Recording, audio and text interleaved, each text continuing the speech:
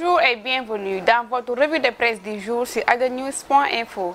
Les quotidiens sénégalais parvenus ce matin à Ade News se focalisent sur la caricature du fondateur du mouridisme par Jeune Afrique. Caricature de Cheikh Ahmadou Bamba. Touba tape sur la table et menace Jeune Afrique, écrit la Tribune. Suite à cette caricature, Walfadjri note que Touba accuse des lobbies et exige des excuses publiques du journal. Des talibés, disciples mourides, menacent de marcher. Le sac de Wally Seck à l'origine, expliquent nos confrères de Walfadjri. De son côté, l'Observateur note Touba, haut colère contre Jeune Afrique. Macky saisi pour le retrait de la photo de Serigne Touba. Pour enquête, Jeune Afrique fâche Touba. Le magazine parisien a posté sur son site une caricature peu respectueuse de Cheikh Ahmadou Bamba, le porte-parole des Mourides, Serigne Bass Abdou Khadre, câble Macky à Addis Abeba, explique enquête. Le Témoin calme et note Jeune Afrique offense Touba, puis s'excuse. Le magazine panafricain